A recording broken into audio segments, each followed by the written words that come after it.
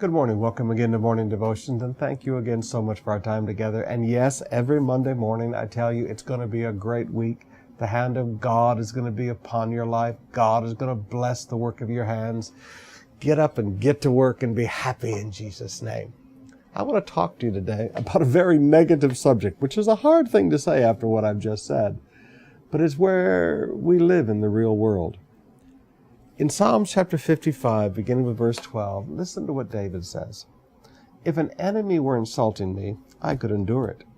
If a foe were raising himself against me, I could hide from him. But it is you. But it is you. A man like myself, my companion, my close friend with whom I once enjoyed sweet fellowship as we walked with the throng at the house of God. Wow. Have you ever been betrayed by your companion? Have you ever been betrayed by your close friend? That's a hard one. That's a hard one. Enemies, not a problem. We expect our enemies to insult us.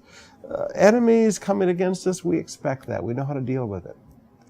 But when it's someone very close to you, a person that you worship God side by side with, a person that you sat with in church, a person that you lifted your hands together and were filled with the Spirit side by side together.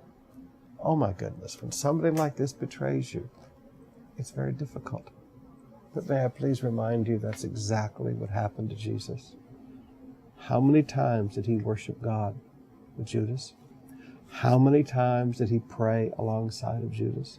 How many times, even in the Last Supper, did he eat his meal right alongside Judas? How many nights had they sat next to each other, sleeping under the trees at night, in those trips between Jerusalem and Galilee? How many times had they shared food together? And yet Judas betrayed Jesus. Betrayal is an extremely painful thing.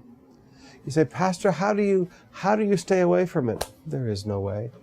I teach people, I teach young pastors, I teach businessmen. The only thing you can do about betrayal is recognize that it's coming and brace yourself for it, because there's nothing you can do to stop it. Oh, you can tell other people that you're being betrayed. I've taught you many times before, betrayal is very person-specific.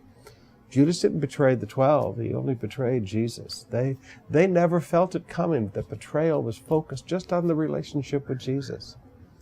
All you can do is brace yourself and recognize, welcome to life.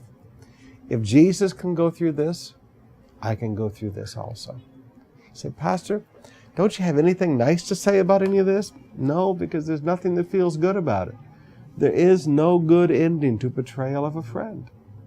You can just decide, I'm not going to get bitter, I'm going to get better.